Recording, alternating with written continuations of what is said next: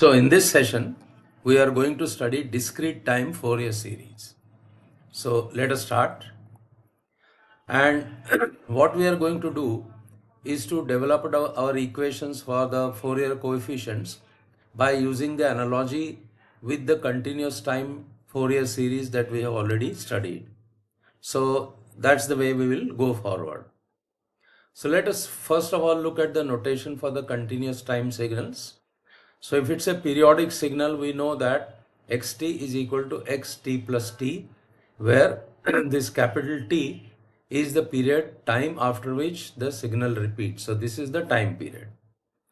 What is the similar equation for discrete time? You write xn equal to x of n plus n.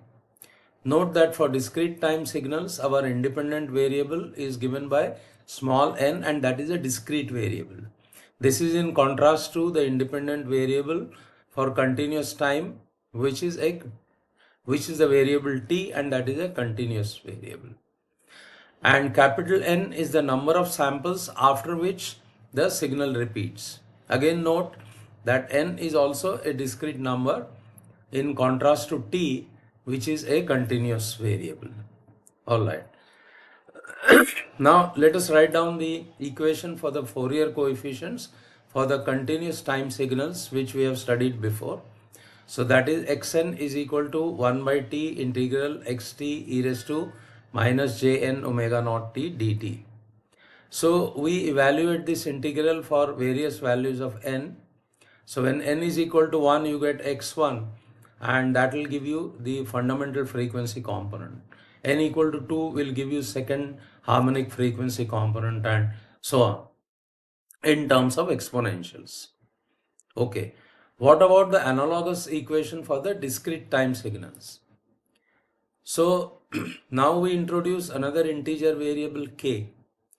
Note that the significance of n in discrete time and n in continuous time, they are different. Here n is used in order to denote the harmonic that the coefficient represents, whereas here n is the discrete time variable. Therefore you require another discrete variable by which to denote the Fourier coefficient. So what is n in the continuous time corresponds to k in the discrete time, and what is small t in continuous time corresponds to small n in discrete time. So here k and n both are integers. Alright. So by analogy we write like this. So here it is 1 by t. So analogously we write 1 by n, and integration in the continuous domain corresponds to summation in the discrete domain. So integral is replaced by sum here. Now this is over one time period 0 to t. Similarly, this is from n equal to 0 to n minus 1. Understand? We start from n equal to 0. So the total number of samples we are considering correspond to n number of samples. And now in this case, various values of k will correspond to various frequency components.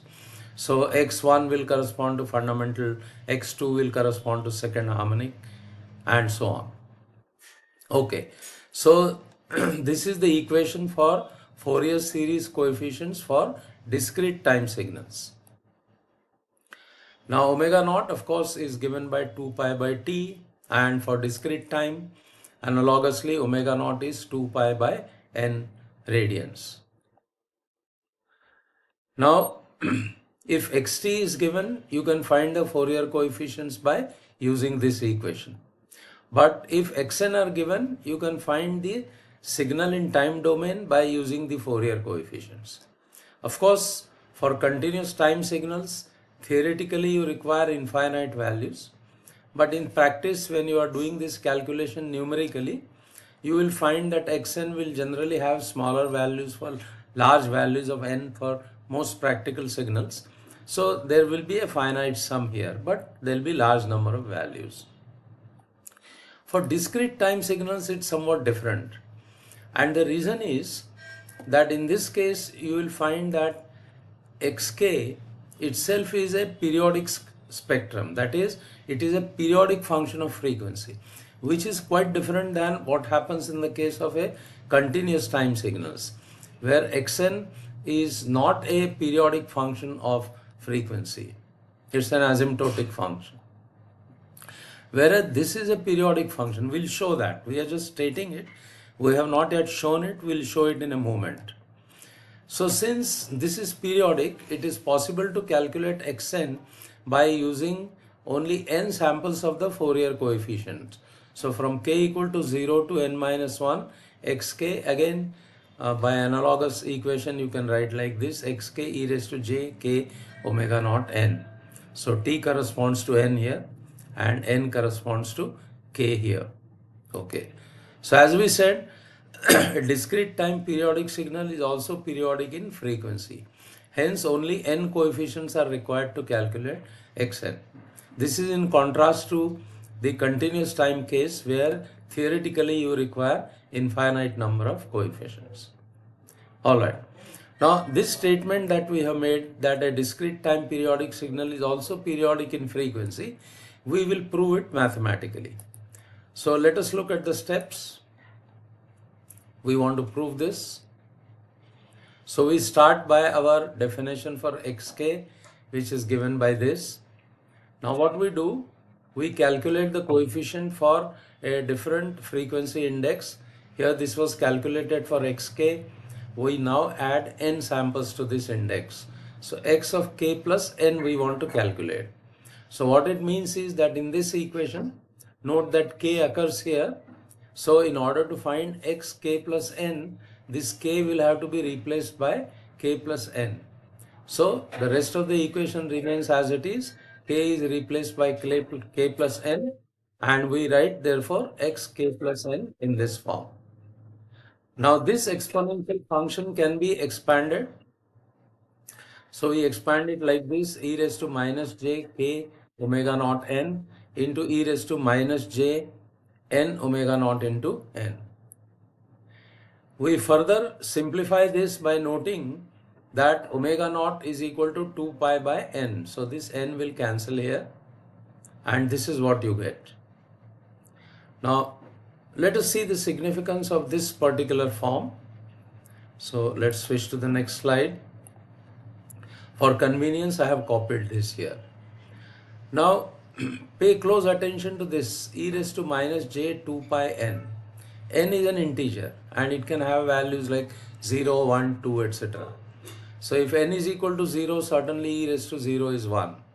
If n is 1, this is 2 pi, which corresponds to 360 degrees. So that is as good as 0 angle. So again you will get 1. So in fact, no matter what the value of n is, since it is an integer, you will find that this particular function will always have a value of unity.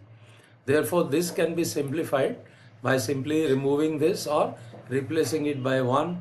So you get this. So x of k plus n is given by this equation. Now you will recognize that this equation is same as the equation for the calculation of the Fourier coefficient, which is xk. And this tells us that xk plus n is equal to xk. So once you calculate xk for any value of k, the same value you will get at the index which is k plus n. And this will of course happen for all values of k. And this shows to us that the frequency spectrum of a discrete time signal, periodic signal, is also periodic. Okay. Now let us look at, give some attention to this number n.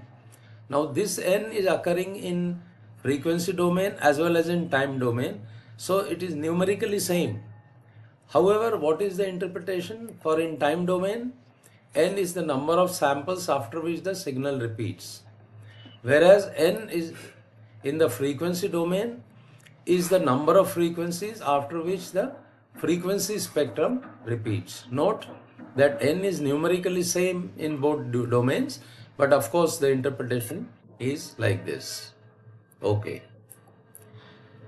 Now when we plot the frequency spectrum, x-axis can be calibrated in a number of ways. One possible way is simply use the frequency index k equal to 0, 1, 2, 3, etc. up to n minus 1 And of course, the spectrum repeats with k equal to n onwards. That means whatever is the value of xk at k equal to 0, you will get the same value with k equal to n, and so on. So one possible way of calibrating the x-axis is by using the frequency index k itself. Another possibility is that you use digital frequency on the x-axis, which is the ratio of the original frequency divided by the sampling frequency. And as we have studied before, this is also k by n. So since f is cycles per second and fs is samples per second, therefore k by n, this digital frequency, is cycles per sample.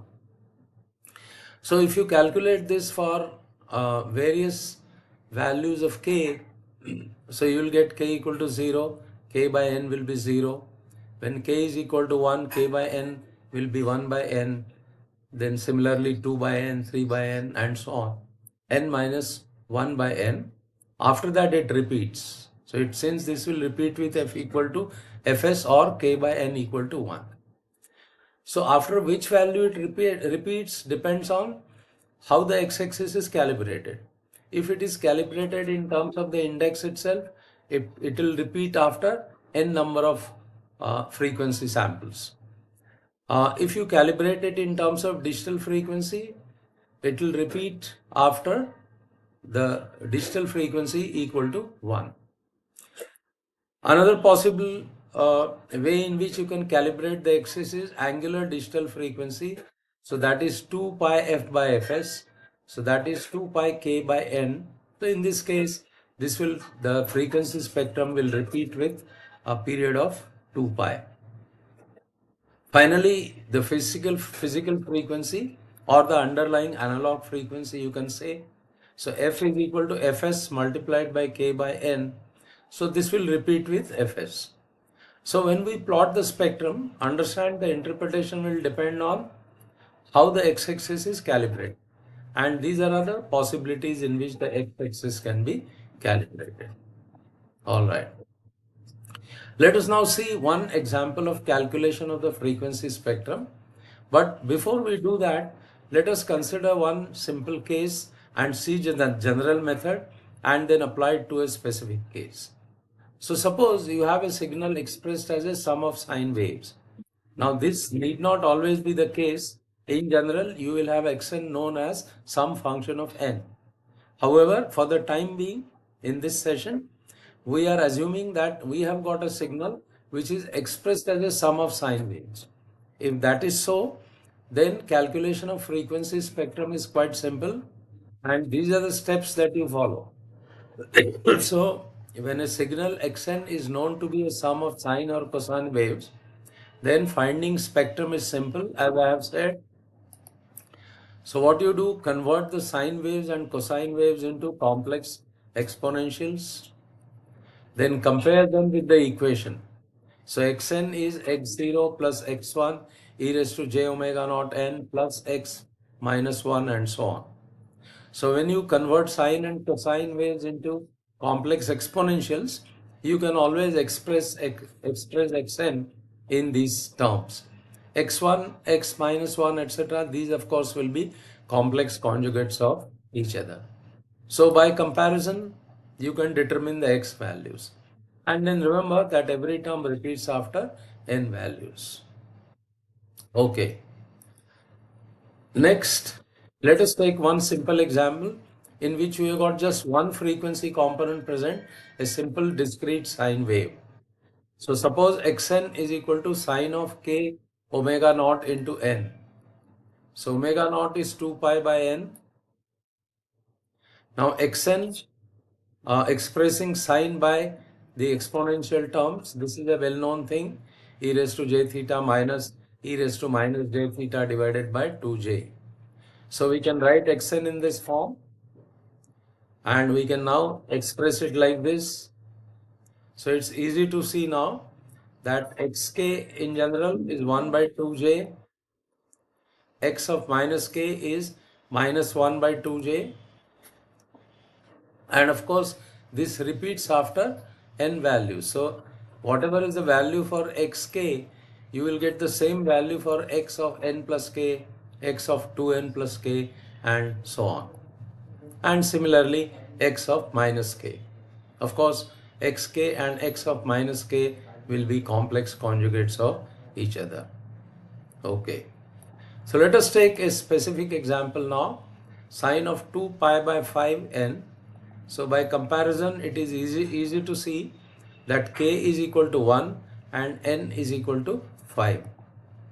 So your equation is sine of omega naught n, where omega naught of course is 2 pi divided by 5, and xn you can write like this.